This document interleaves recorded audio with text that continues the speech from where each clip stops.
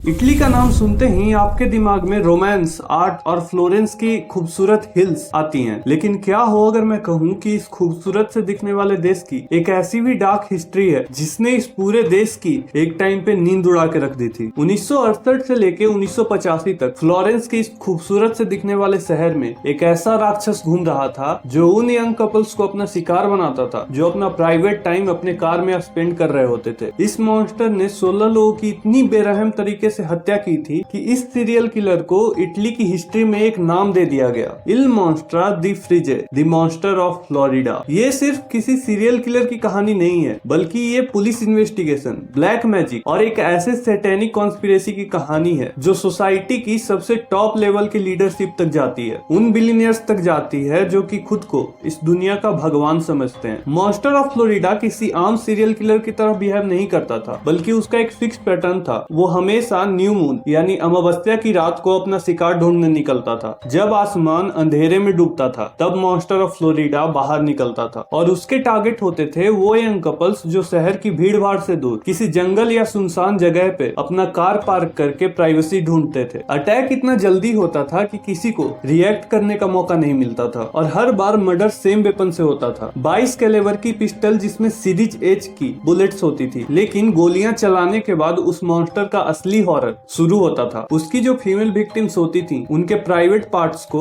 वो किसी surgical procedure से या फिर किसी शार्प नाइफ का यूज करके उन्हें बॉडी से अलग करता था और ये पूरा क्राइम वो इतनी सफाई से अंजाम देता था जैसे मानो किसी डॉक्टर ने कोई सर्जिकल प्रोसीजर किया हो। 17 सालों तक जब भी अमावस्या आती थी फ्लोरेंस के लोग अपने घरों में कैद हो जाते थे। उसका फियर इतना ज्यादा बढ़ गया था कि इटली के लोग अपनी डे टू डे लाइफ को भी इंजॉय नहीं कर पा रहे थे। जैसे जैसे बॉडी काउंट्स बढ़ती गई पुलिस का इन्वेस्टिगेशन डेस्परेशन में बदलने लगा। पुलिस कई सालों तक इनोसेंट लोगों को अरेस्ट करती रही, लेकिन जब भी पुलिस किसी को अरेस्ट करती थी तभी उसी वक्त बाहर किसी और का मर्डर हो जाता था, उसी सेम स्टाइल में जैसे मानो कि वो मॉन्स्टर पुलिस का मजाक बनाने की कोशिश कर रहा हो। फाइनली 1990 में पुलिस एक सस्पेक्ट को पकड़ती है, पीटर पैचनी। पैचनी एक बहुत ही एग्रेसिव और गुस्से वाला फार्मर था और उसका एक अच्छा खासा क्रिमिनल रिकॉर्ड था। पुलिस का मानना था कि पैचनी ये सारा काम अकेले नहीं करता है, बल्कि इसके एक ग्रुप ऑफ पीपल हैं जो इस पूरे मर्डर और इस पूरे क्राइम को अंजाम देते थे। लोगों और मीडिया ने पैचनी को और उसके पूरे ग्रुप को, पैचनी का जो पूरा ग्रुप था उसको एक नाम दिया, कैंपेन दी मिरिंदे यानी कि दी स्नेक बडीज। पैचनी को 1994 में इन सारे मर्डर केसों के आरोप में लाइफ सेंटेंस दे दिया गया और लोगों को अब ऐसा लगने लगा कि अब ये सारा मर्डर रुक जाएगा क्योंकि क्रिमिनल पकड़ा जा चुका है। लेकिन क्या सच में मॉन्स्टर ऑफ फ्लोरेंस पकड़ा जा चुका था? कुछ टाइम के बाद अपील कोर्ट ने पैचनी को वरी कर दिया क्योंकि उसके खिलाफ काफी सबूत नहीं मिल रहे थे और उसका केस फिर से एक नए सिरे से शुरू किया गया। लेकिन इससे पहले कि उसका केस शुरू होता उसकी सस्पेशियली मौत हो जाती है। बहुत सारे लोगों और एक्सपर्ट्स का मानना था कि पैचनी ये सारा काम नहीं कर सकता था क्योंकि वो एक अनपढ़ और बहुत ही ज्यादा एग्रेसिव फार्मर था और ऐसे मर्डर को अंजाम देने के लिए किसी शार्प माइंड का और एक पढ़ा लिखा इंसान होना बहुत जरूरी था। पैचनी बस एक धोखा था, बल्कि इसका असल मास्टरमाइंड कोई और ही था। धीरे धीरे ये जो पूरा क्राइम था वो एक कॉन्स्पिरेसी में बदलने लगा। लोग अब सवाल पूछने लगे कि अगर मॉन्स्टर उन बॉडी पार्ट्स को कलेक्ट करता था तो वो कलेक्ट क्यों करता था और उन बॉडी पार्ट्स के साथ वो क्या करता था। 2001 में एक बहुत ही अजीब सी और चौंकाने वाली थ्योरी सामने आती है कि ये जो सारे मर्डर हो रहे हैं वो किसी सीरियल किलर का काम नहीं है, बल्कि इसके पीछे कोई डार्क सैटेनिक रिचुअल है, एक कोई कल्ट है जो इन सारे मर्डर्स को परफॉर्म कर रहा है। थ्योरीज सजेस्ट करती हैं कि स्नेक बडी सिर्फ हायर्ड किलर्स थे, बल्कि इसके पीछे मास्टरमाइंड कोई और ही था। सोसाइटी के वो हाई प्रोफाइल लोग जो ऐसे डार्क रिचुअल्स और सैटेनिक प्रैक्टिसेस को करते थे, जो लोग फेम और पैसा पाने के लिए कुछ भी कर सकते थे। असल में उन लोगों ने ही ऐसे डार्क रिचुअल्स करे थे ताकि उनको ज्यादा से ज्यादा फेम मिल सके। ये कॉन्स्पिरेसी देखते ही देखते इतनी ज्यादा बड़ी होने लगी कि अगर मीडिया पे कोई भी इस कॉन्स्पिरेसी के बारे में बात करता था तो पुलिस उन लोगों को इन्वेस्टिगेशन ऑब्स्ट्रक्ट करने के जुर्म में जेल में डाल देती थी। आज तक वो 22 कैलिबर पिस्टल जिससे इतने लोगों का कत्ल हुआ था और आज तक मॉन्स्टर ऑफ फ्लोरेंस एक अनसॉल्व्ड मिस्ट्री है। आज तक किसी को नहीं पता चल पाया है कि आखिर मॉन्स्टर ऑफ फ्लोरेंस कौन था। आपको क्या लगता है कि मॉन्स्टर ऑफ फ्लोरेंस कौन होगा?